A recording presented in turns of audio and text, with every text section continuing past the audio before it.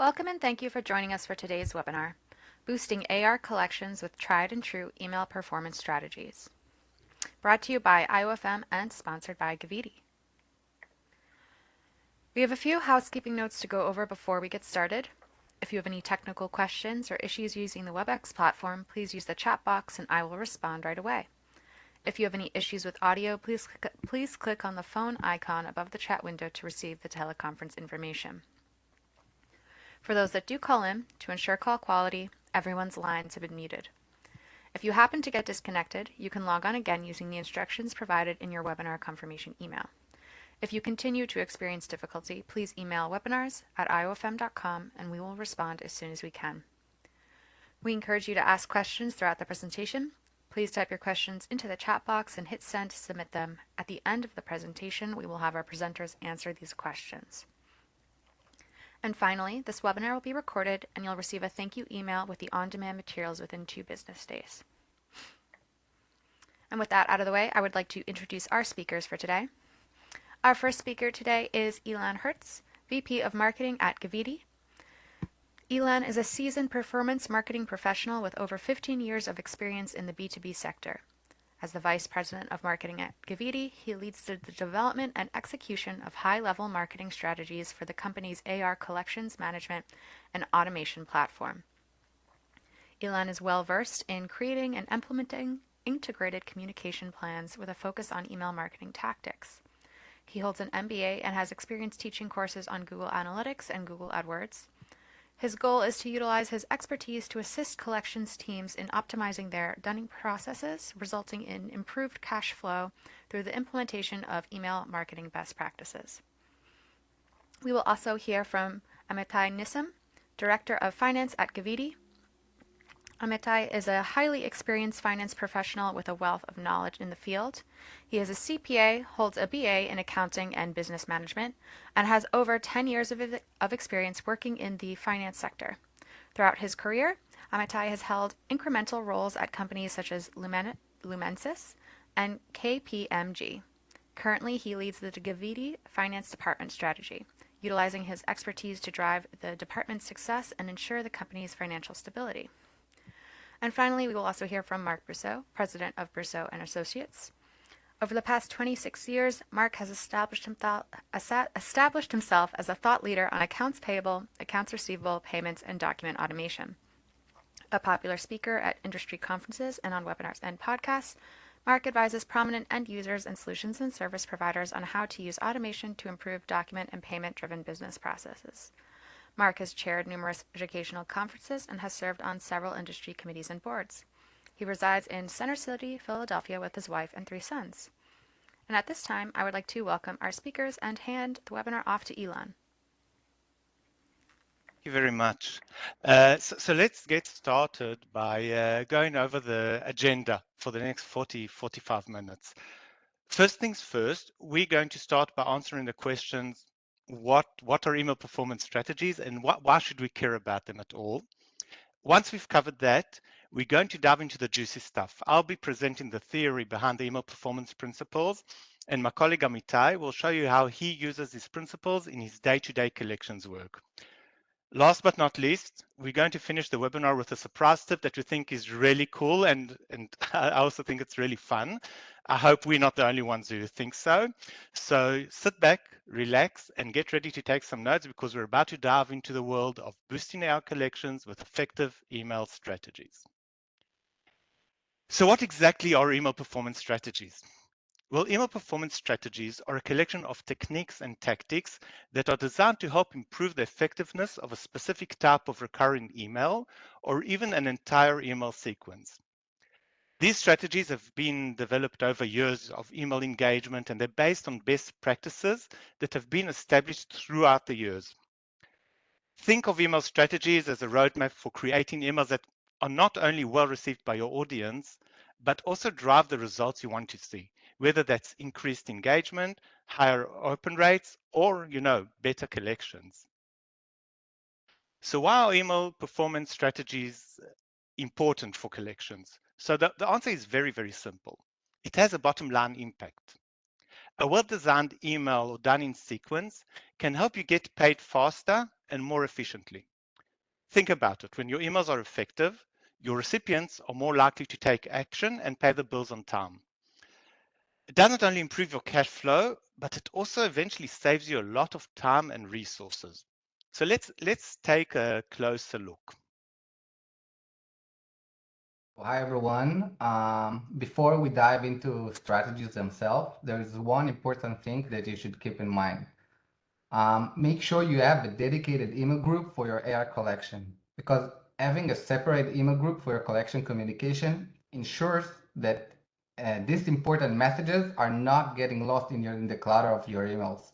So I must say that it also makes it easier to manage and track their collection processes, which can help you make a necessary and adjustment to improve over time. For example, if the collector left the company, you still have all your error collection in one place. So trust me, it will make a big difference. Okay, let's dive into our first email performance strategy, timing your emails. When it comes to collections, we know timing is everything. Your goal is to send your emails at a time when your customers will be the most receptive to your message. So consider the following factors when timing your emails. Payment due date. Is it before? Is it on? Is it after the due date? The day of the week. When will your customers be most available to respond to your email? The time of day. Are customers more likely to check their email in the morning, in the afternoon, in the evening? Holidays. Are there any upcoming holidays that may impact your customers' schedules or availability? Your customers' workload. Are they busy with other tasks, projects, or anything that may impact their ability to respond to your email? And related to that, is it budgeting season, end of quarter, end of year? Are there any important deadlines or busy periods that may impact your customers' schedules? Let's hear how Amitai uses these tactics in his work. Okay, so I would like to share with you a suggested timeline for sending a reminders email for payments. But before we get into specifics, in my perspective, the finance department has a significant role before issuing the invoices and reminders. I believe that know your customer, meaning that if it's new or existing, where it comes from, the country, the size, if it's strategic customer, and try to be as much as you can familiar with the deal. And once you have all the necessary information, ensure that the agreement or the quote includes the effective date and the specific payment terms. In this case, your client will be aligned with his next action. So now let's talk about the timeline here. I divided the slide into before and after the due date. As you can see in the middle, so you have in the center we have the black line indicates the due date. So I think that the first email should be sent within 2 days after the client signs the agreement or the quote. The point is that this email is crucial to enable the accounts payable to connect the invoice and the agreement and to give the client time to ask any question or to seek for clarifications. The second reminder should be 1 week before. It will give them time to prepare for the payment. And then on the due date, it is recommended to send a prompt email reminding the client of their obligation to pay. So if the payment or response is not received within 40 days, 14 or 30 days, here I suggest you to check if you have the correct email. So finally, after 45 days, the customer is still not paid or respond to any of your previous reminders, it's time to escalate this matter. So at this point, I suggest you involve the AEs or the account executive or contact a higher level person in your client company. In addition to the email, I also suggest to call the client. You can explain the situation and ask for assistance in resolving this issue. But I would like to note one more important thing. It is important to remember that maintaining a good relationship with your client is crucial, even when in situations where payments are not delayed. So here are some tips that can assist you in terms of timing. I mentioned in the slide before, know your customer and his payment habits.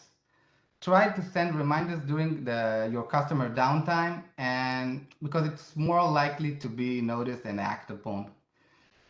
In addition, try to avoid sending emails on weekends or holidays, as people tend to be less responsive during this time. For example, in some countries, weekends may be different from the typical Saturday and Sunday. In Israel, for instance, the weekends are typically Friday and Saturday. So in general, try to tailor your email communication to the best meet the needs in order to increase the positive response. Thanks, Amitai. Let's move on to strategy number 2. It's a short line here, but there's a lot to learn about it. Out of office responses. When it comes to collections, it's important not to ignore the out of office responses. Instead of ignoring it, we need to take it as a call to action. Out of office responses are valuable opportunities to reach out to someone else within the organization who may have the authority to handle the payment. So by taking action on out of office responses, you can keep the collections process moving forward. Okay, so when you receive an out of office email from your customer, it is important to take action, as Ilan mentioned. Do not wait for the person to respond. In most cases, in O emails, will provide the name of referred person who can handle this matter in the person absence. When you receive this information, it is a good idea to contact the referred person. So in this case, I suggest forwarding the email to the relevant reference and copy the out of office person. This will ensure that the matter is being handled in a timely manner and everyone involved is aware. So here is a tip. If the referral is not responding, consider using a timed email feature to automatically send the email on a specific date. That's a great feature that I used and it works amazing. So you can try it. Now to one of my favorite topics, the power of data. One of the key benefits of using email performance strategies is the ability to understand if your emails are truly having an impact. You know, sure, getting paid or reducing outstanding invoice may be your main goals, but there are supporting email performance metrics that can give you an idea of whether or not you're on track. So by tracking and analyzing the data related to your collections emails, you can identify areas of improvement, you can optimize your approach, and you can really measure the results of your efforts. So let's look at two of these metrics. The first one is open rate. Open rate measures the percentage of recipients who opened your email. For example, if your email was delivered to 500 recipients and was opened by 75 recipients, your open rate would be, 75 divided by 500, 15%.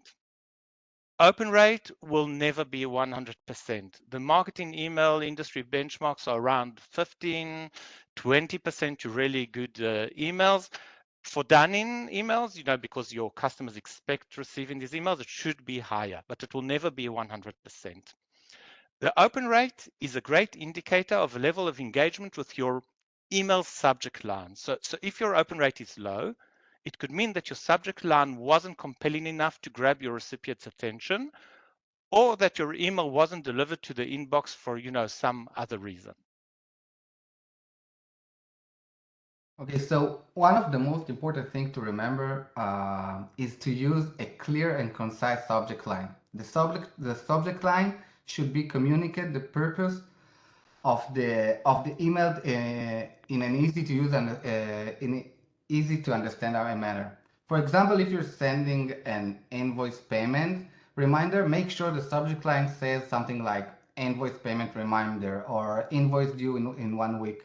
This way, your customer knows exactly what the email is about, and there is more likely to open it.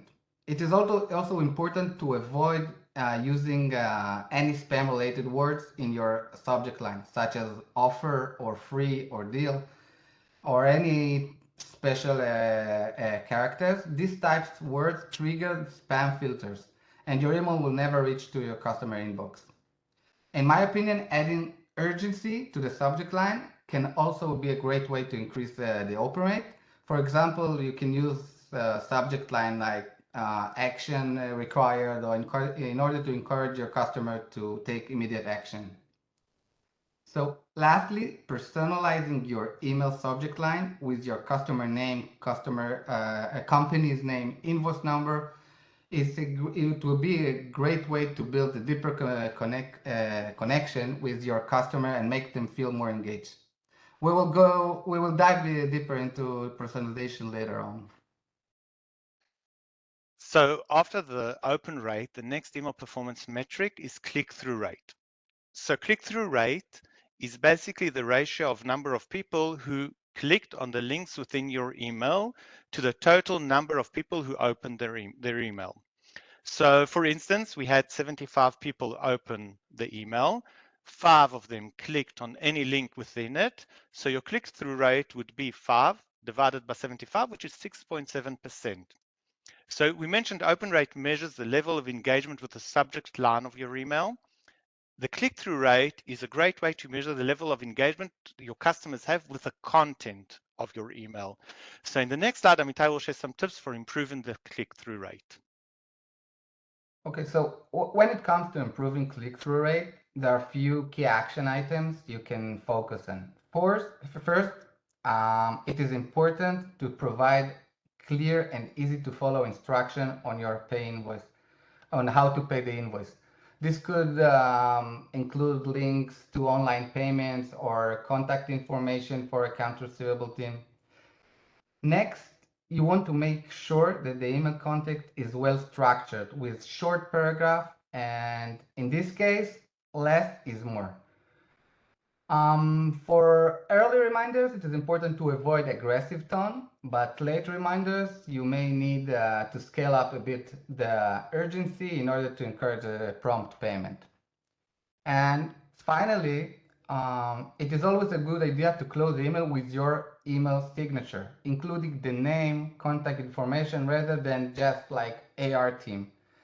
This personal touch can go a long way to establishing with your customer.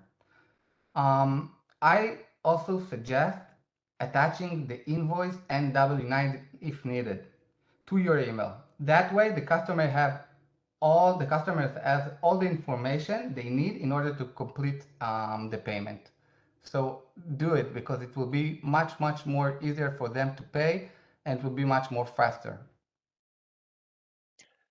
So Amitai mentioned earlier on personalizing the subject line. So we know one size doesn't fit all, and the same goes for email campaigns. That's why segmentation and personalization are such important tactics when it comes to email performance.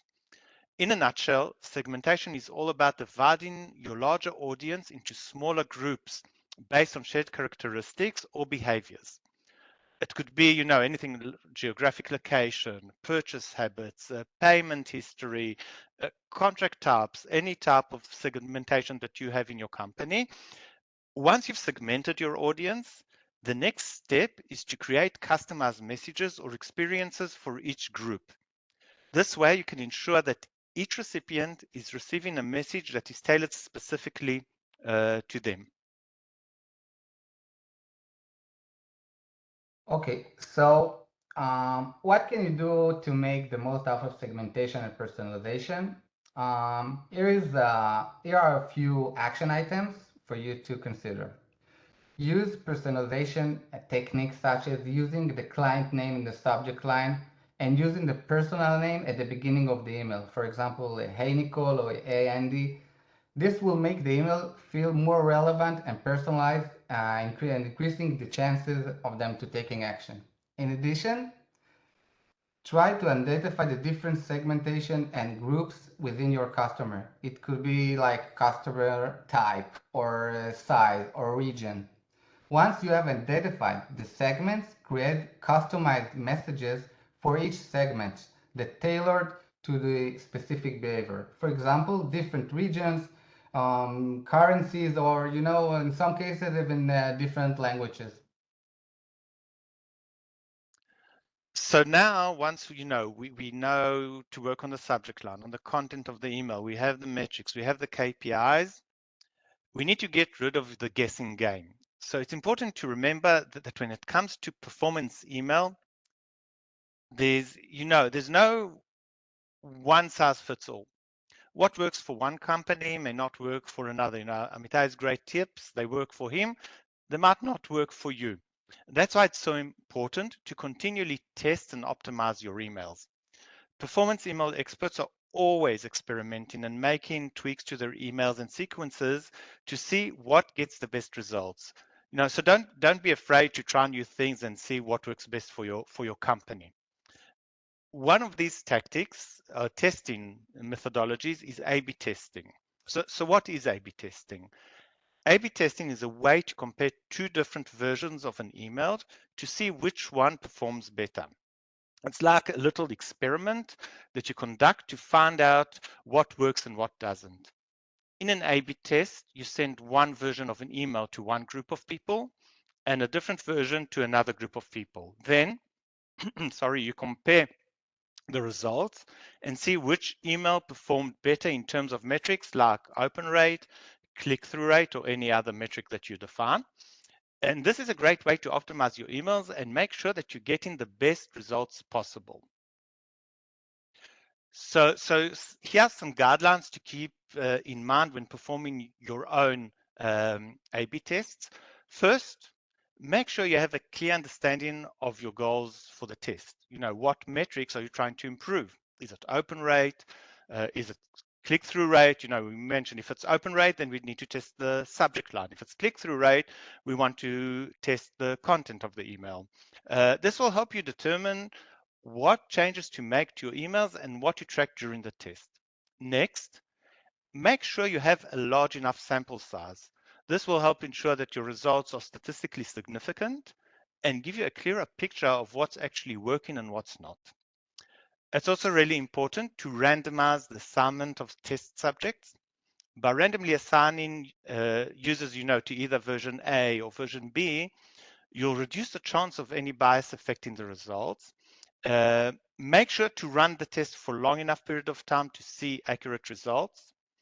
And when you're running your test, it's important to keep other variables constant. Test one thing at a time. Don't test the subject line and the content of the email simultaneously. Choose to test only one of these. Don't start testing multiple variants. You won't get quick or reliable results. Last but not least, avoid drawing premature conclusions. Don't make any changes based on only a few days worth of data, and don't be too quick to declare a winner. Make sure you have an ongoing test mindset and keep on trying and testing and trying and testing. The next subject we want to discuss is technology and automation. We all know, or I know because I've been in marketing for a while, that email marketing specialists have a range of powerful tools at their disposal. I don't know if you heard of HubSpot, Marketo, Pardot, Mailchimp, all types of levels of email platforms. These tools help run and optimize email campaigns. But the question is, do collections teams have similar tools? So I'm happy to say the answer is yes. Collection teams have their own set of dedicated tools to help them manage and optimize the entire invoice to cash process. These platforms will give you the power to segment, automate, personalize, and test your done-in workflows. Okay, so there are many technology systems out there that can help automate recurring manual tasks. And as a finance department, we are working with the most sensitive data in the company. I know that there are always concerns moving to a dedicated management and automation platform, but trust me, the result way out of these concerns. So by utilizing AR collection management and automation tools such as Gaviti, we can become much more efficient and productive. It will give us more time to focus on other important tasks. It will also improve our visibility and reporting. we can stay on top of our collection and to see exactly how it's performing in real time. And think about it. By automating our communication, we can ensure that every customer receives a personalized and relevant message. And what's the goal, you might ask? So it's to improve our cash flow. By streamlining our processes and utilizing technology, we can optimize our collection efforts and get paid much faster. Technology and automation become an integral part of our life. Actually, technology made our life easier and more efficient. For instance, in my department, we're using Gaviti solution to collect funds from our customer. We have Gaviti for Gaviti. And as for the collection processes, by using Gaviti, we reduce the risk of manual errors. We also improved our accuracy of our collection efforts, and most important, it has improved our collection rate. In parallel, as a finance leader, I must say that I have full visibility in real time into our collection status, AR balance, and the collection forecast. This live data gives me to manage the company's cash flow and to make a better and faster decisions. Actually, here we added 2 slides for your reference on how to choose technology that suits your needs, so you can go over it later. And now, we promised you a cool tip. And again, I mentioned we hope it's really cool to you. We had a lot of fun, researching and doing that. But we have been hearing for years that AI is the next technological breakthrough. But as we didn't really see impactful use of AI in our day-to-day, we just regarded it as yet another one of these, technology buzzwords. So we believe that the latest generative AI tools such as, DALL-E and ChatGPT are about to change that, and turn AI into a usable, impactful technology. So, I mentioned generative AI. What exactly is generative AI? So generative AI refers to a branch of artificial intelligence that focuses on generating new data like images, if you had a chance to play around with DALL-E, text, sounds, and even code. We'll focus on ChatGPT. ChatGPT helps you use text prompts and use these text prompts to create full types of assets, emails obviously being one of them. ChatGPT is free to use, and is one of the examples on why generative AI is the next technological evolution happening in front of our eyes. So I want to show you some examples of how ChatGPT can help us in our day-to-day work and create dunning emails. So we started. I'll go briefly, on the examples now, but we will be sharing the deck and these examples in the upcoming days. So, you'll have time to read them in depth and review. But what we do recommend is that following the webinar, try it yourself. We will give you a few pointers of how to do it.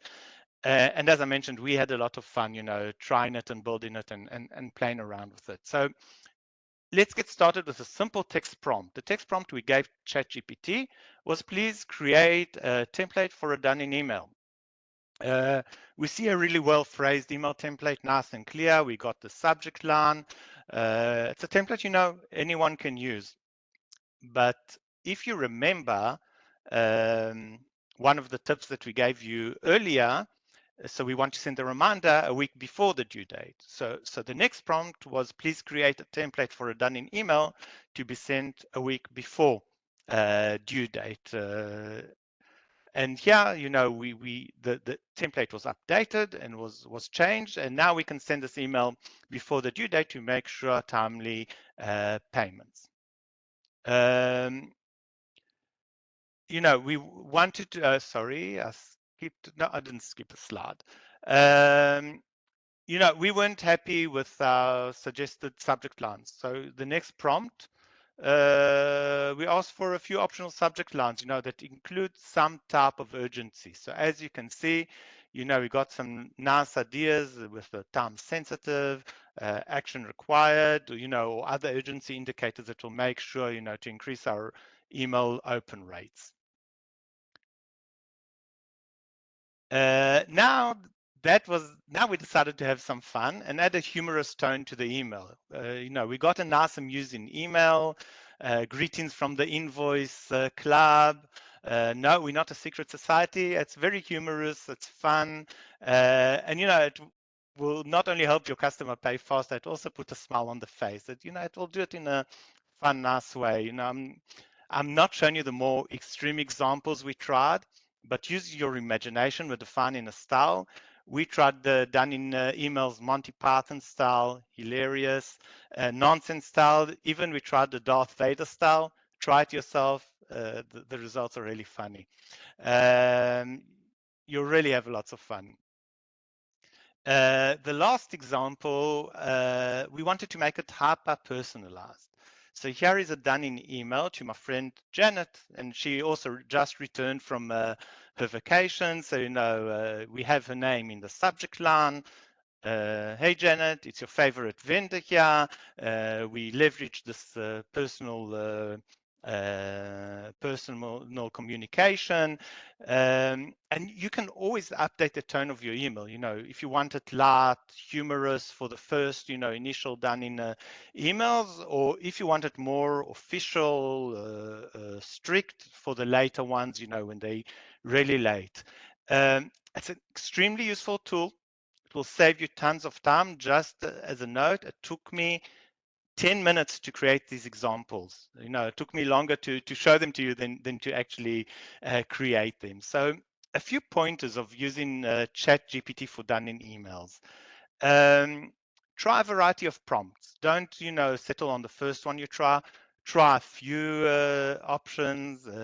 It's chat, chat to it, try and improve the email, throughout the chat. Be creative, add tones and styles to your prompts, from conservative styles to more extreme ones. It all depends, on your personality, on your company culture, and on the relationship you have with your customers. Be descriptive and provide context as much as you can. As much as you provide context, it will match your needs better. And lastly, and that I really have to stress, always review and adjust the results you get. Never take ChatGPT results as they are.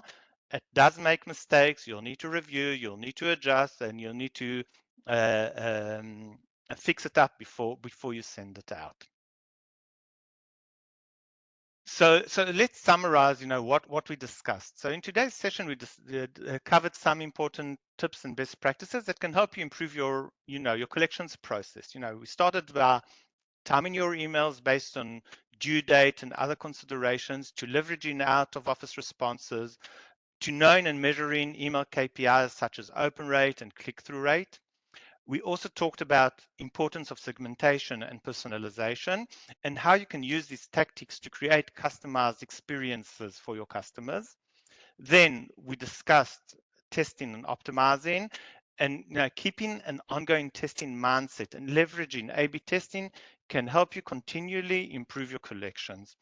And let's not forget about the power of generative AI tools such as ChatGPT, which can help you update and create new done-in emails in a matter of of minutes. Amitai, do you have any closing words? Yes, I think that keeping an open mind towards utilizing management and automation solution can bring significant benefits to our work. Because by freeing our team's time, we can focus on new projects and drive business growth. And in addition, I think that adopting these solutions can lead cost saving and improve accuracy and efficiency. So it's like no-brainer. Mm-hmm. So I'll conclude with just suggesting following the steps and best practices, you'll be on your way to a more efficient and effective AI collections process. So thanks for joining us today, and happy dunning. That brings us to the Q&A portion of this webinar. If you haven't already submitted your questions for our speakers, or if you've thought of additional questions, go ahead, use the chat tool on your screen to submit them to me now. We'll answer as many questions as time allows. Our first question from an attendee, they're wondering, how do we prevent dunning emails from ending up in a spam folder? That's a good question. You know, we throughout the presentation we mentioned a few tips that will help prevent it. So first of all, like Amitai mentioned, don't use spam-oriented keywords or special characters in the email subject line or the contact. You know, spam keywords can be free, deal, special offer, and then make sure that you're sending the email to an actual person rather than from an actual person rather than from a general AR email address. You know, add your contact details, add your email signature. Then, you know, personalize the email with relevant information. We spoke about personalization. Add the recipient's first name, add the company name, add the due amount, add the invoice number. These tactics will make sure that your emails will not go through the spam filters and will not end in the spam inbox. Yeah, this is it. Another attendee noted that you mentioned various KPIs to use to improve email performance. They're wondering, why shouldn't they directly optimize it for the actual payments received? Mm-hmm. So we have similar questions when it comes, you know, to marketing. When we optimize our emails, why don't we optimize it, you know, to customers that signed contracts? Having a clear KPI is important. However, it does take a while until you actually receive the payment. Open rate and click-through rate are indicators that can help you understand if you're on the right track, and you get these numbers much faster than the payment itself. No, so in addition to that, keep tracking and constantly trying to improve your open rate and click-through rate, and it will eventually improve your cash flow as well. Question from Diana.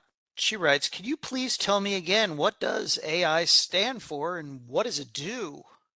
So AI stands for artificial intelligence, and it's, you know, complex computer algorithms that can help imitate human behaviors or human activities. And as I mentioned, up until now, this technology wasn't mature enough to really have an impact.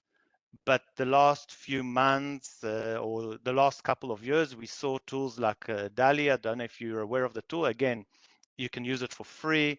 That you put a text prompt and it creates an image. ChatGPT, it's all the rage. Everyone's talking about it right now. You put in text prompts and it creates any type of content. It creates emails. It creates blog posts. It creates code. It tells jokes. We tried that. It writes poems. And again, ChatGPT is free to try, so you can try. And I think these are two very important examples of how artificial intelligence and what is called generative artificial intelligence will be taking a larger portion, you know, of our life, and will really have a great impact. We have a question here from Teresa. She wants to know, so how do you access ChatGPT? Okay, so just Google it, ChatGPT, and you'll get a link to a company called OpenAI. That's the company that develops ChatGPT. And you have a link on the top, like try ChatGPT. You'll probably need to go through a quick registration. But as I mentioned, it's free to use and actually fun. We are using it on a daily basis now. It's a tool that we use all over the company, not just the marketing, but also the product team, our customer success team, our finance team. We're using it on a daily basis. Patrick wants to know, do you have any tips when you only have a general accounts payable email address as your contact point to get the correct attention to your email? Amitai, do you want to take this one? I think that once you have the group, it will be much more easier to track and to manage your emails and your information and the data. So in that case, I really suggest to have a group of the AR collection in order to have it all in one place. And you should do the separation between the AP and the AR. It will be much more easier for it actually depends the size of the department, but in most cases, like you have an AR responsible or in charge. So I think that it will be the best way for the company and for the organization to have a specific email for the AR collection. I also want to add something. If you are using, a general email, an AR email, and you send it out as AR and not as, your personal contact details and your personal email address. So adding additional personalization elements to the email subject line and the content will really help it, and grab the attention. Another question from Patrick this time. He wants to know, so how do we monitor open and click-through rates on these emails? So we mentioned technology. It's something that's not very easy, to monitor through your inboxes. You can do it, but it requires working in spreadsheets, and we want to move away from spreadsheets. But the tools that can help you do that, as I mentioned, on the marketing level, there are tools like MailChimp, which is on the cheaper side, and then there's Marketo and Pardot and HubSpot that are on the more expensive side. And these tools automatically track all these KPIs for you. It's something that it's very difficult to do manually. Cheryl wants to know, does Gavidi house a copy of the customer invoice? Amitai, do you want to take this? Actually, Gavidi is generating the information for your from your ERP. So we have like a communication between the ERP to Gavidi system platform, and these invoices are sending to the customers. So it's not like specific invoices for Gavidi. We're using your invoices, and we're sending the emails with the invoices to the customers. Sarah wants to know, are the words past due considered a risk that would be filtered to the customer spam folder by an email service? I don't think so. I think past due is No, past due is viable. fine. Past due it's fine. Yeah. And that is our final word. Gentlemen, thank you so much for an excellent presentation today, and thank you all for taking time at your busy days to join us. And with that, I'm going to hand it back to Jovi. Ms. Jovi. Thank you, Mark. So it looks like we are out of questions for today's webinar. I just have a few housekeeping notes to go over before we officially close out. If you could please fill out the short evaluation form that will appear once you close the webinar. This will better help us serve your needs in future webinars. And as a reminder, the on-demand materials will be emailed to everyone within 2 business days. This will include a PDF of the slides as well as a link to the recording of today's presentation. And to meet the growing need for relevant, actionable, and timely content geared to today's accounts receivable professionals, IOFM is introducing a new dedicated AR program at its spring conference this May, the AR Summit. For more accounts receivable content and resources, please visit iofm.com/AR Summit. And finally, thank you again to Mark, Ilan, and Amitai for a great presentation today, and thank you to all of our attendees for taking the time out of your busy days to join us. This webinar is brought to you by IOFM and sponsored by Gavidi. Thank you all and have a great day.